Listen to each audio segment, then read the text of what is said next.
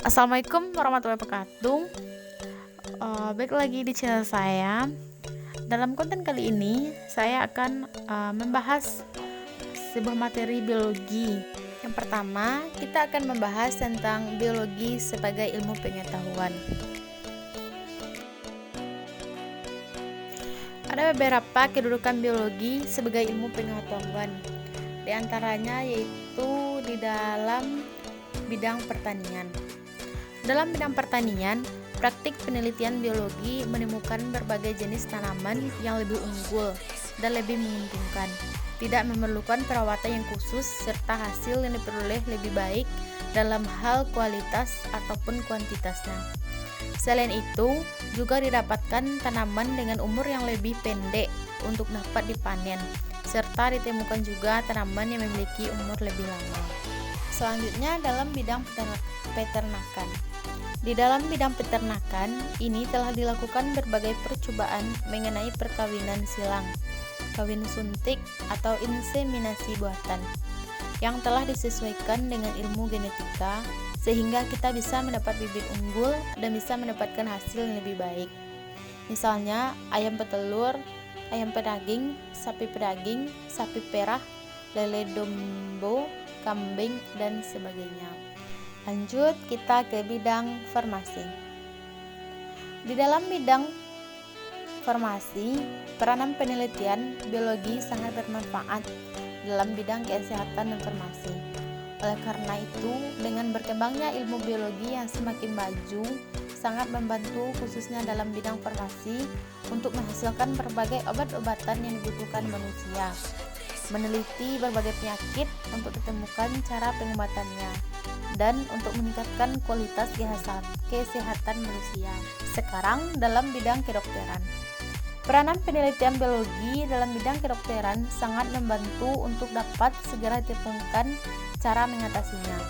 Misalnya ditemukan berbagai jenis tumbuhan yang memiliki manfaat untuk melawan berbagai macam penyakit yang disebabkan oleh mikroorganisme, sehingga dapat dimanfaatkan dalam melakukan pengobatan. Salah satu contohnya yaitu ditemukannya jamur penicillium yang dapat menghasilkan zat antibiotik, penisilin, serta jenis jamur lain yang juga menghasilkan zat antibiotik penisilin, dan berbagai jenis jamur lain yang menghasilkan zat antibiotik tertentu. Adapun hubungan biologi dengan ilmu lainnya, yaitu biologi merupakan salah satu cabang ilmu dari ilmu pengetahuan alam atau yang biasa kita singkat dengan IPA. Biologi berasal dari dua kata, yaitu bios yang berarti hidup dan logo yang berarti ilmu. Biologi adalah ilmu yang mempelajari tentang makhluk hidup. Tak hanya belajar tentang makhluk hidup saja, tetapi biologi juga segala aspek yang menyertainya. Dalam pengembangan penerapan biologi yang dikenal sebagai biologi terapan, biologi dapat restoran dengan berbagai ilmu. Contohnya yaitu kimia, fisika matematika, dan teknologi informatika. Sehingga muncullah ilmu-ilmu baru seperti biokimia, antara biologi dan kimia, dan biofisika, antara biologi dengan fisika, yang kemudian bergabung dan membentuk suatu ilmu baru lagi, yaitu bioteknologi. Selain itu, biologi juga berkaitan dengan ilmu sosial dan membentuk ilmu-ilmu baru yang salah satu contoh adalah psikologi dan biogeografi. Ilmu terapan tersebut dapat digunakan untuk meningkatkan kesejahteraan umat manusia di belahan bumi ini. Bidang yang tergolong biologi terapan misalnya seperti kedokteran, pertanian, perikanan, kesehatan, farmasi, dan bioteknologi. Selanjutnya, kita akan membedakan organisme hidup dan benda tak hidup.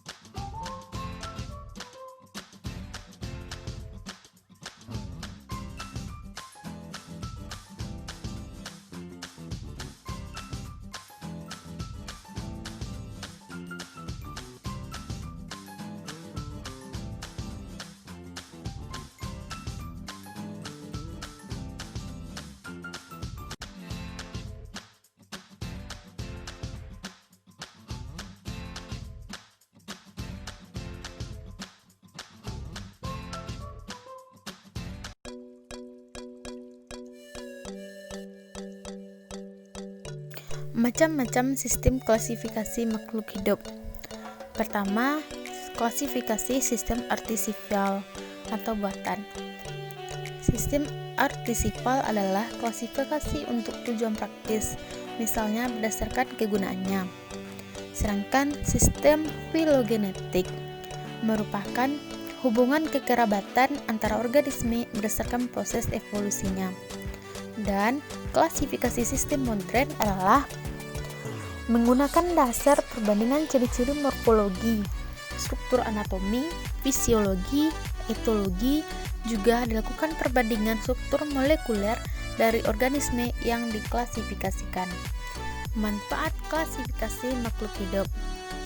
Pertama, menyederhanakan objek studi biologi yang beraneka ragam sehingga lebih mudah untuk mempelajarinya. Kedua, dapat mengetahui hubungan kekerabatan antara organisme yang satu dengan organisme yang lainnya.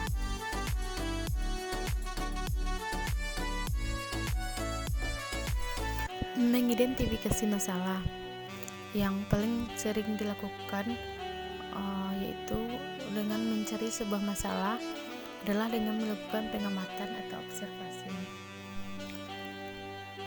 Masalah yang dihadapi perlu dipersempit dengan merumuskan tujuan penelitiannya. Ada dua jenis penelitian yang dilakukan dalam perumusan tujuan, yaitu penelitian deskriptif dan eksperimen. Deskriptif adalah bertujuan memberikan gambaran secara sistematis, faktual, akurat mengenai fakta-fakta dan sifat-sifat objek yang diselidiki.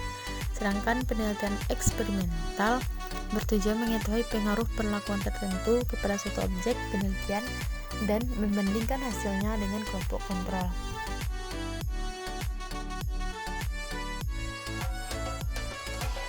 Aristoteles adalah orang yang merintis ilmu biologi. Ilmuwan berkebangsaan Yunani. Dalam terminologi Aristoteles atau filosofi alam adalah cabang filosofi yang meneliti fenomena alam dan mencakupi bidang yang kini disebut sebagai fisika, biologi, dan ilmu pengetahuan alam lainnya.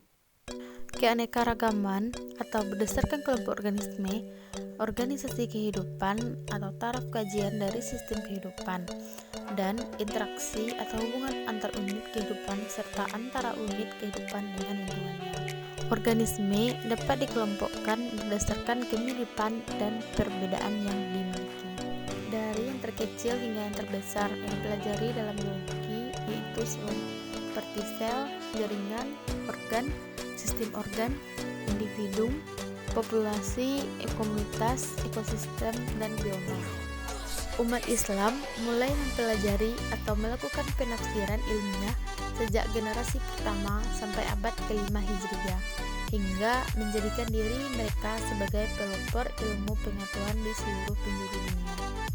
Umat Islam telah menjadi pelopor dalam research tentang alam, sekaligus sebagai masyarakat pertama dalam sejarah ilmu pengetahuan yang melakukan eksperimen sains atau ilmu tabi'i berdasarkan percobaan yang kemudian berkembang menjadi applied science atau teknologi. Islam mendorong umatnya untuk selalu berupaya mengembangkan sains tercantum dalam Quran surah Al-Alaq, yang artinya, bacalah dengan menyebut nama Tuhanmu yang menciptakan. Dia telah menciptakan manusia dari alaq. Bacalah, dan Tuhanmu lah yang maha pemurah, yang mengajarkan manusia dengan pena, mengajar manusia apa yang tidak diketahuinya. Dari surat di atas ada terdapat Iqra, terambil dari akar kata yang berarti menghimpun. Dari menghimpun lahir aneka makna seperti menyampaikan, menelaah, mendalami, meneliti, mengetahui ciri sesuatu, dan membaca baik teks tertulis maupun tidak. Dan di sanalah kita diajarkan untuk selalu mencari ilmu.